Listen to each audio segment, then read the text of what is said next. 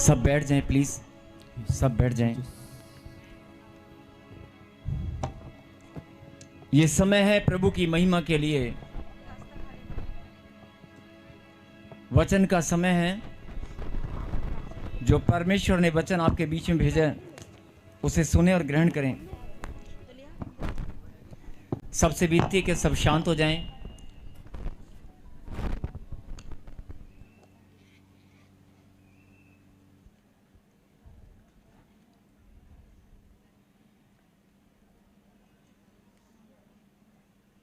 और बड़े ध्यान से इस बात को सुने। अगर परमेश्वर ने आपके जीवन में अपनी बुलाहट को रखा है, अगर परमेश्वर ने आपके जीवन में अपनी बुलाहट को रखा है, अगर परमेश्वर ने आपके जीवन में, मैंने कहा अपनी बुलाहट, और अब एक बात मैं और बोल रहा हूं कि अगर परमेश्वर ने आपको इस बात का ज्ञान दिया है या परमेश्वर ने आपको इस बारे में बता दिया है कि तेरी खुद की बुलाहट क्या है, दोनों ही बातें हैं कि परमेश्वर ने आपके जीवन में जो बुलाहट रखी है वो परमेश्वर तो जानते हैं, लेकिन क्या आप अपनी बुलाहट को जानते हैं? क्या परमेश्वर के चुने जाने को आपने समझा है? बहुत सारे लोग YouTube पर गवाहियां देखकर, YouTube पर प्रचार सुन के, या बहुत सारे लोग एक दूसरे के कहने पर कि उस चर्च में जाएंगे, वहां पर प्रभु का काम होता है, वहाँ पर चंगाइयाँ मिलती हैं, वहाँ पर चमत्कार होते हैं, वहाँ पर आश्चर्यक्रम होते हैं, और लोग चलकर प्रभु की महिमा के लिए अपने कदमों को निकालते हैं। लेकिन चाहे आप YouTube पर देख कर आए हैं, चाहे आपको किसी ने सुसमाचार सुनाया है, चाहे आप किसी के द्वारा भेजे गए हैं, चाहे आप किसी के द्वारा बुलाए गए हैं, या बहुत सारे लोगों ने आपको संदेश दिया होगा कि एक बार तू चल कर देख, एक बार यीशु के नाम पर भरोसा करके देख, एक बार अपने जीवन में यीशु के नाम को ग्रहण करके देख, एक बार, सिर्फ एक बार अपने कदमों को निकाल कर देख। बहुत सारे लोग ऐसा हौसला देते हैं, बहुत सारे लोग सुसमाचार सुनाते हैं, लेकिन बाइबल के अंदर बड़ी सुंदर बात लिखी है। और लोग क्या बोलते हैं कि हाँ, मुझे किसी ने सुसमाचार सुनाया था, मुझे किसी ने प्रभु के बारे में बताया था, और मैं अपनी बुलाहट को जान चुका हूं, पहचान चुका हूं, और मैं चर्च में आना शुरू कर दिया। मैं अपनी बुलाहट को जान चुका, पहचान चुका, और मैंने चर्च में आना शुरू कर दिया। लेकिन जब आप बाइबल का गहनता से अध्ययन करेंगे, जब आप बाइबल का गहनता से अध्ययन करेंगे, और बाइबल के अंदर एक वचन में प्रभु ने कहा कि जब तक मेरा अनुग्रह न हो और विश्वास अगर मैं तुम्हारे अंदर नहीं डालूंगा, दान के रूप में, विश्वास परमेश्वर ने हमें दान के रूप में दिया है, गिफ्ट के रूप में। दान मतलब गिफ्ट, एक ऐसा गिफ्ट परमेश्वर ने हमें दिया है जिसके द्वारा हम विश्वास करते हैं। मेरे कहने का मतलब है कि जो लोग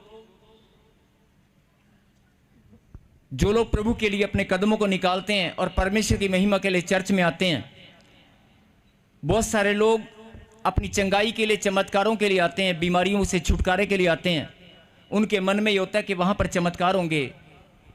लेकिन मैं आपको ये बात बताना चाहता हूँ कि अगर आप पहली बार आए हैं या आप बार बार आ चुके हैं, कई बार आप प्रभु के पास आ चुके हैं, आप, बात चर्च की नहीं, किसी भी चर्च में कहीं भी आप जाते हैं, परमेश्वर के वचन पर अगर आपने भरोसा किया है और अपने कदमों को प्रभु के लिए निकाला है, तो आपको इस बात समझनी होगी कि जो आपके अंदर विश्वास है वो प्रभु ने डाला है। जब तक प्रभु अनुग्रह ना करें, आप विश्वास अंदर ग्रहण नहीं कर सकते, आपका विश्वास नहीं बढ़ेगा। बोलो आमीन।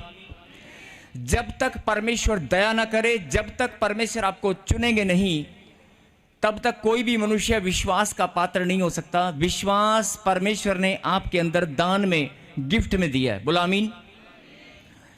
जब आप बाइबल को ध्यान से पढ़ेंगे तो आपको ये बात पता चलेगी कि विश्वास परमेश्वर ने ही हमारे अंदर डाला है। बिना विश्वास जो गिफ्ट के रूप में प्रभु ने दिया है, उसके बिना हम प्रभु के समीप नहीं आ सकते, हम परमेश्वर के पास नहीं आ सकते। बोलो आमीन। और बहुत सारे लोग इस बात को जानते भी हैं कि विश्वास परमेश्वर ने मुझे गिफ्ट के रूप में दिया है।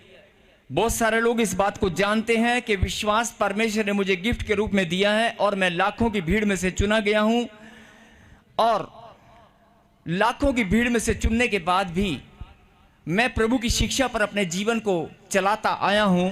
जो शिक्षा मुझे प्रभु की ओर से मिली है, ध्यान से सुनना, जो शिक्षा प्रभु की ओर से मुझे मिली है कि मुझे आराधना करनी है, मुझे प्रार्थना करनी है, भेंट और दशमांश में ईमानदार रहना है और प्रभु के वचन को अपने जीवन में ग्रहण करके शिक्षा के अनुसार अपने जीवन को चलाना है, मुझे पाप नहीं करना है, मुझे झूठ नहीं बोलना है, जो प्रभु की शिक्षा है उसको फॉलो करना है। आप अपने जीवन में सच्चाई के साथ अपने कदमों को निकालते हैं और शिक्षा को फॉलो करते हुए आप किसी का बुरा नहीं चाहते, आप किसी का बुरा नहीं करते, आपका हृदय विरोधियों के लिए प्रार्थना भी करता है। मतलब आप सचमुच में अपना जीवन प्रभु की शिक्षा के अनुसार आप चला रहे हैं और आप इस बात को अच्छे से जानते हैं कि परमेश्वर ने, ध्यान से सुनना, आप इस बात को अच्छे से जानते हैं कि परमेश्वर ने विश्वास आपके अंदर गिफ्ट के रूप में दिया है और परमेश्वर ने ही लाखों की भीड़ में से आपको चुना है। बोलो आमीन। और अब इस बात को एक और तरीके से समझेंगे कि आप ही के परिवार के अगर 5 लोग हैं और आपके पड़ोस में कोई भाई है, बहन है जो प्रभु को नहीं जानते, नहीं मानते, आप उनको सुसमाचार सुनाएं, उनको बोलकर देखें कि तू बीमार है, मेरा जीवन बदला है, मेरी गवाही है, आप चलकर एक बार आप भी प्रभु का वचन सुने। आप 10 बार बोलोगे वो नहीं आएगा। भले ही आपकी सगी बहन हो, भले ही आपके पापा मम्मी भी हो सकते हैं, आपका बेटा भी हो सकता है, वो चर्च के बाहर आकर, प्रभु के मंदिर के बाहर आकर आपको छोड़ देगा कि आप चले जाओ, मैं आपको लेने आ जाऊंगा। बहुत सारी फैमिलीज अपने बच्चों के लिए प्रार्थना करती हैं, बहुत सारी माताएं, बहुत सारे भाई बहन प्रार्थना करते हैं कि यार जैसे मैं विश्वास में आया ऐसे ये भी विश्वास में आए। बोलो आमीन। और जो सवाल बड़ी गहराई से समझने का है कि हमारे अंदर विश्वास भी है, हम प्रभु के वचन के अनुसार अपने जीवन को चलाते भी हैं और हमारी प्रार्थनाएं मजबूत भी हैं और हम अपनी बुलाहट को जान भी चुके हैं। हम अपनी बुलाहट के अनुसार अपने जीवन को जान चुके हैं कि मेरी बुलाहट क्या है और सच्चाई को हम समझ चुके हैं। सच्चा परमेश्वर मेरा उद्धार करता यीशु मसीह है और मैं सुसमाचार पर विश्वास भी करती हूँ और मैं लोगों को सुसमाचार भी सुनाती हूँ। मतलब सब कुछ बड़े आनंद के साथ आप प्रभु में अपना जीवन प्रभु के अनुसार चला रहे हैं या परमेश्वर आपको चला रहे हैं। लेकिन सब कुछ सही होने के बाद भी जब आप अपने घरों में जाते हैं, कोई ना कोई परेशानी, और ये खास तौर पे मैं उन लोगों के लिए बता रहा हूं जो लोग विश्वास में बहुत मजबूत हैं, बहुत प्रार्थनाएं करते हैं, बहुत आराधनाएं करते हैं और बहुत ज़्यादा मजबूत हैं, अंदर से दृढ़ हैं कि नहीं जो मर्जी हो जाए, मेरे हालात और परिस्थितियां कैसे भी हों, लेकिन मैं टूटने वाला नहीं हूं, मैं मजबूत बनूंगी और मैं अपने परिस्थितियों का सामना करूंगी, मैं अपने हालात का सामना करूंगा, मैं टूटने वाला नहीं हूं। आपके अंदर प्रभु की सामर्थ, आपके अंदर एक विश्वास जो दृढ़ता से भरा हुआ है, उसके बावजूद भी ध्यान से सुनना, उसके बावजूद भी आप कभी ना कभी अकेले में बैठकर रोते हैं, अंदर ही अंदर आपके आंसू गिरने लगते हैं। बोलो हालेलुया। मतलब अभी मैंने क्या बताया, फिर सुने। किसी ने आपको सुसमाचार सुनाया और सुसमाचार सुनाने के बाद चाहे आप पहली बार चर्च में आए, आपका विश्वास बिल्कुल भी नहीं है, किसी ने बोला चल कर देख तेरे जीवन में चमत्कार होगा, आप चल कर आ गए, लेकिन जब आप वचन की गहराई को समझेंगे तो आपको ये बात पता चलेगी कि नहीं, आप पहली बार भी आए हैं तो भी परमेश्वर का अनुग्रह आपके ऊपर हुआ है। अगर आप परमेश्वर के द्वारा चुने गए हैं और अगर आप अपनी बुलाहट को जान चुके हैं, पहचान चुके हैं और परमेश्वर के वचन को आप फॉलो करते हैं, उसकी शिक्षा के अनुसार अपने जीवन को चलाते हैं, और आपको ये बात अच्छे से मालूम है कि मसीह में किया गया परिश्रम व्यर्थ नहीं है, और आपको ये बात अच्छे से मालूम है कि अगर मुझे अनंत जीवन के मार्ग पर चलना है, मुझे अनंत जीवन को फॉलो करना है, अनंत जीवन का मार्ग प्रभु के पास है। बोलो आमीन। आप सब वो बातें जानते हैं, आपकी प्रार्थनाएं, आपकी आराधनाएं सीधा स्वर्ग में पहुंचती हैं। हमारा परमेश्वर हमारी प्रार्थनाओं को सुनता है और अपनी महिमा लेता है। बोलो आमीन।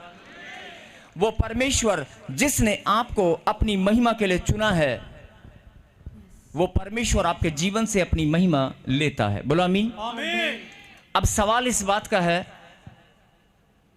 2 साल, 3 साल, 4 साल, 5 साल सच्चाई को जानने के बाद भी, उद्धार के मार्ग पर अपने जीवन के कदमों को निकालने के बाद भी प्रभु में आगे बढ़ते रहना, निरंतर बढ़ते रहना, निरंतर बढ़ते रहना, ऐसा फैसला आपने किया है कि हालात और परिस्थिति कैसे भी हो, मैं बढ़ता ही जाऊंगा, मैं बढ़ता ही जाऊंगा, मैं रुकने वाला नहीं हूं, मैं हालात और परिस्थितियों का सामना करूंगा, मैं रुकने वाला नहीं हूं। डॉक्टर की रिपोर्ट कैसी भी हो, गांठ, गिल्टियां, पथरियां, रसोलियां कैसी भी हों, और कर्जा कितना भी मेरे ऊपर क्यों ना हो जाए, मेरा रोजगार, मेरी प्रॉब्लम, मेरी समस्याएं कितनी बार मेरे सामने खड़ी हो जाएं, लेकिन मैं रुकने वाला नहीं हूं। आपके अंदर जो ये जोश आता है, जो एक उम्मीद, एक विश्वास आपका जो दृढ़ता से भर जाता है, वो सब परमेश्वर एक नया विश्वास रोज आपके अंदर डालते हैं। हालेलुया। वो सामर्थ, वो विश्वास, परमेश्वर मजबूती, वो परमेश्वर के द्वारा ही, पवित्र आत्मा के द्वारा ही आपको दी जाती है। रोज नई सामर्थ आप ग्रहण करते हैं। जब भी आप वचन को खोलते हैं, जब भी आप प्रार्थना करते हैं, जब भी आप अपने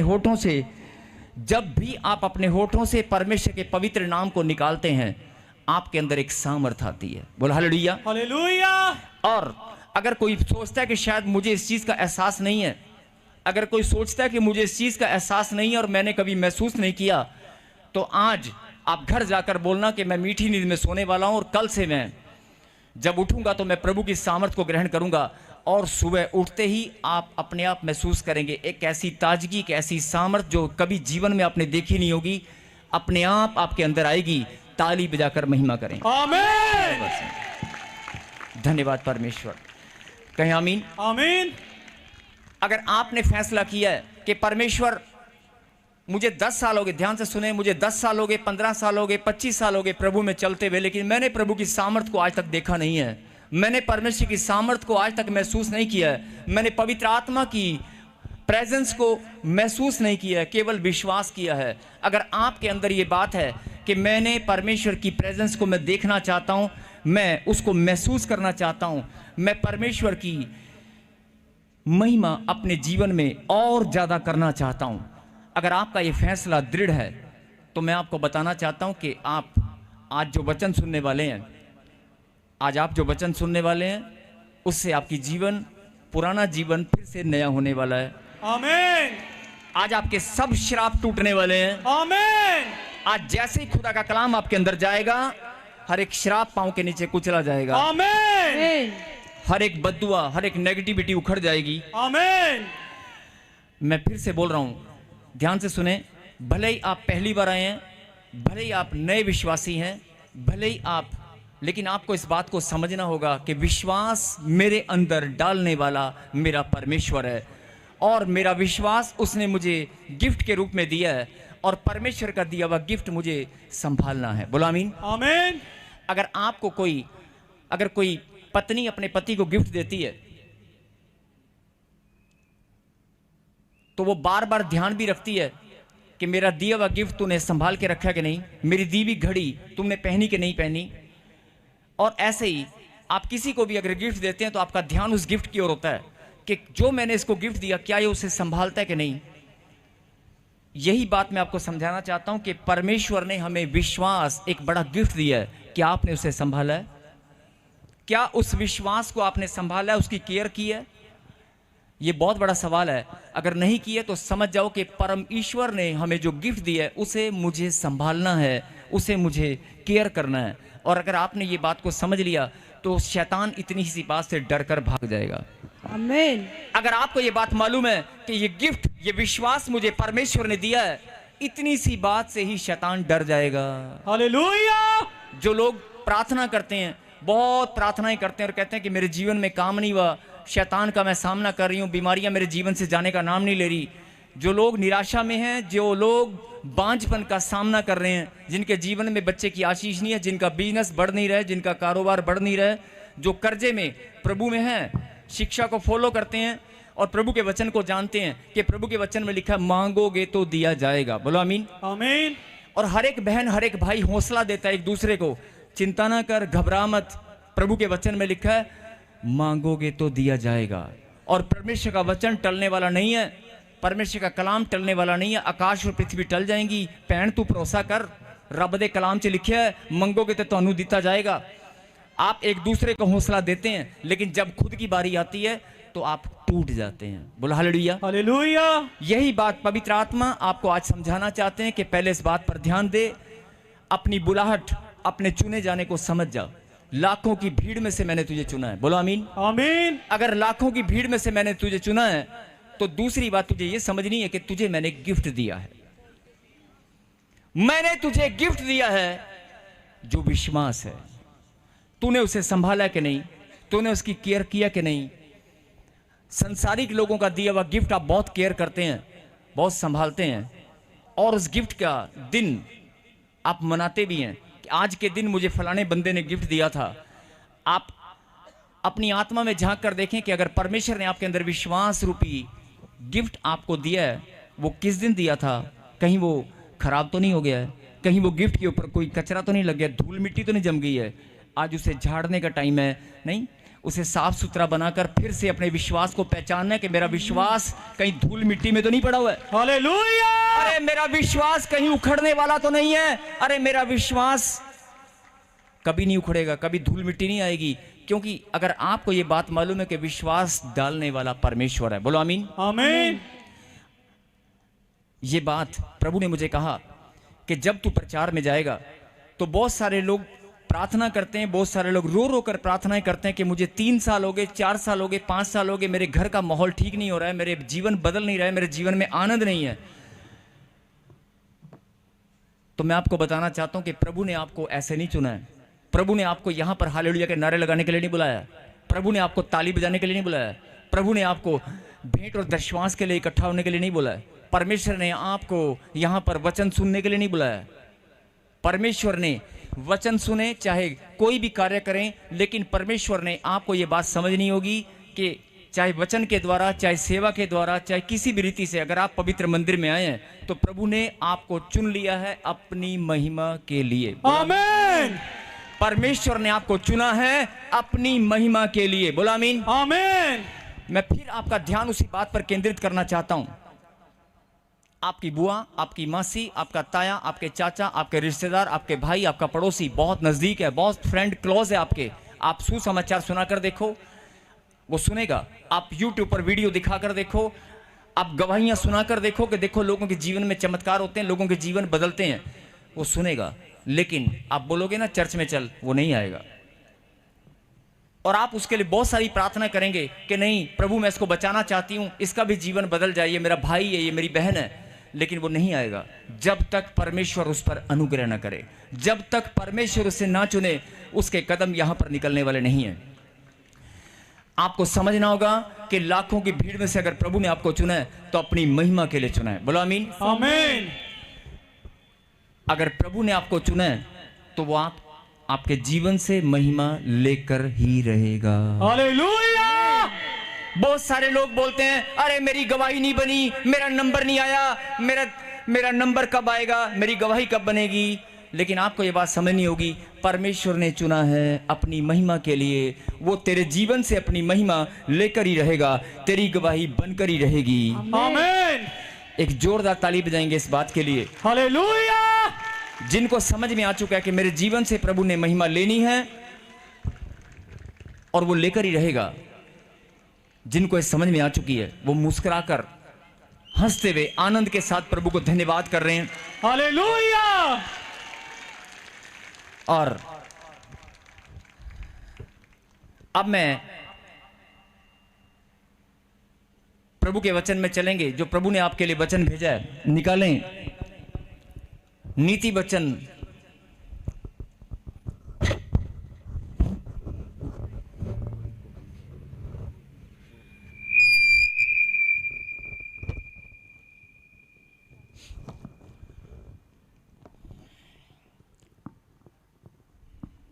नीति वचन 24 अध्याय चैप्टर 24 और आयत 16 वर्ष 16 हम पढ़ेंगे। हालेलुया। क्योंकि धर्मी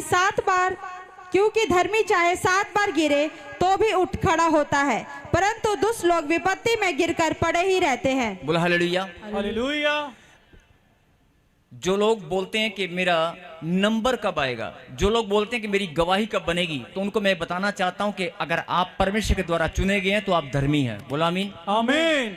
अधर्मी लोग प्रभु के समीप नहीं आते, अधर्मी लोगों को परमेश्वर महिमा के लिए नहीं चुनते। बोला हालेलुया। हालेलुया। जिनके जीवन में परमेश्वर मौका जरूर देते हैं, परमेश्वर बार बार उनके जीवन में मौका जरूर देते हैं, लेकिन अधर्मी परमेश्वर के समीप नहीं आते हैं।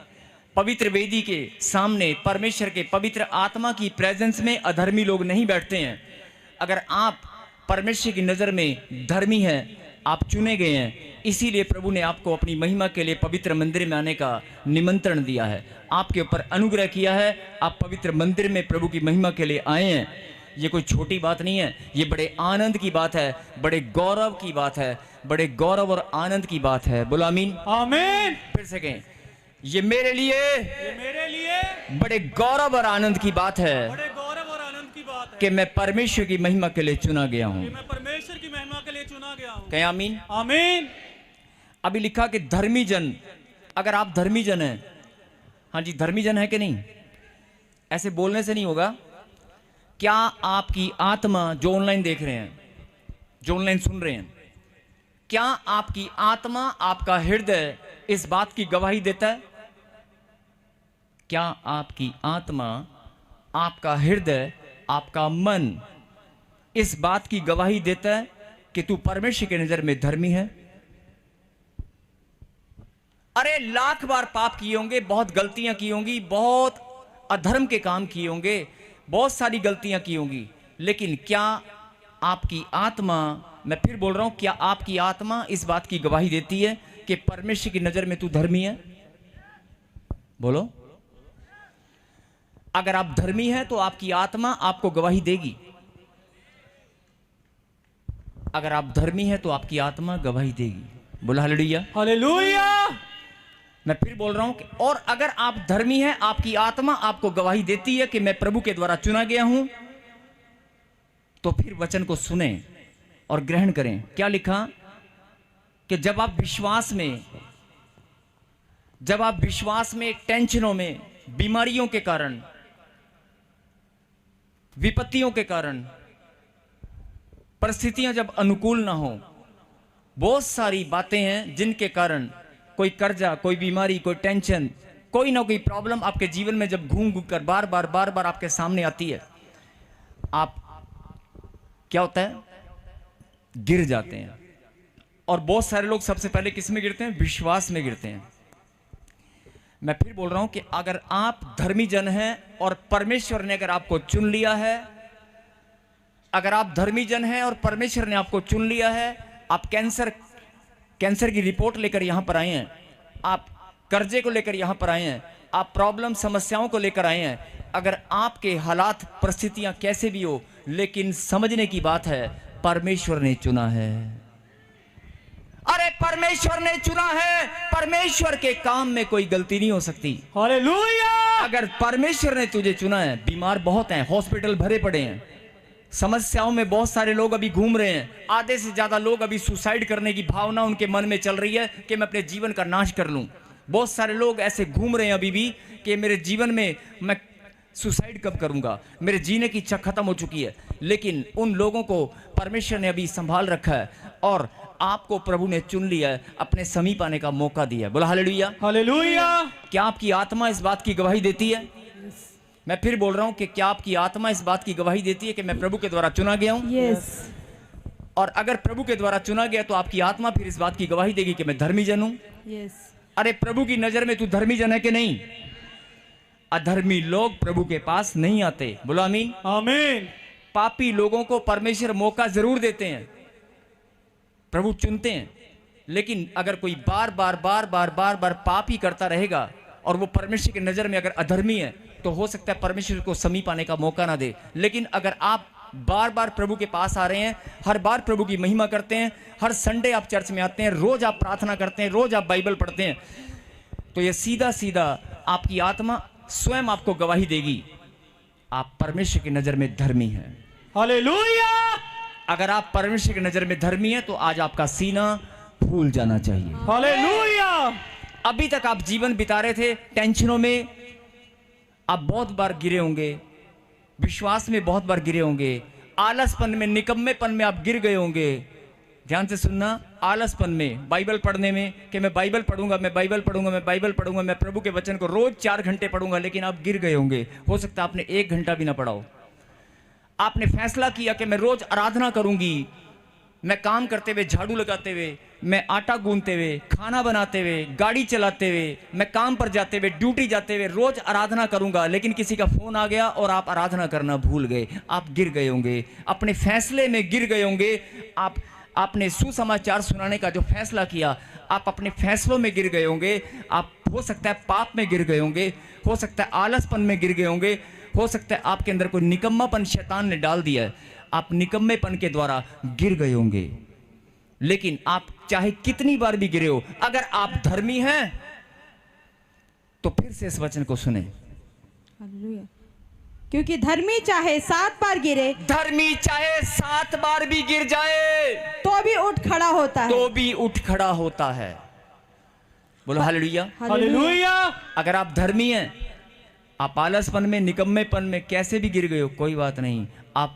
आप इस बात को समझ चुके हैं ना कि मैं धर्मी हूं और प्रभु ने मुझे चुना है अपनी महिमा के लिए, तो फिर घबराना बंद कर, टेंशन छोड़ दे, आलसपन, निकम्मेपन से बाहर आ जा। प्रभु की सामर्थ आपके ऊपर आएगी और आज जीवन बदल जाएगा। बोलो आमीन। आमीन। मैं फिर बोल रहा हूं कि अगर आपको लगता है कि मैं गिरा हुआ हूं, बहुत सारे लोग अपने आप को कोसते हैं, बहुत सारे लोग प्रार्थना भी करते हैं, प्रभु के पास भी आते हैं और घर जाकर अपने आप को कोसते हैं, यार मैं प्रार्थना में कमज़ोर हूँ, पता नहीं मुझसे प्रार्थना नहीं होती, जब मैं प्रार्थना में बैठता मुझे नींद आ जाती है, मैंने फैसला किया था मैं प्रभु के घर में, प्रभु के बिल्डिंग फंड में या प्रभु के कामों के लिए, लंगर सेवा के लिए मैं कोई बड़ा योगदान दूंगी, लेकिन मेरे पैसे रुके, मैं दे नहीं पाई। अपने आप को कोसते हैं।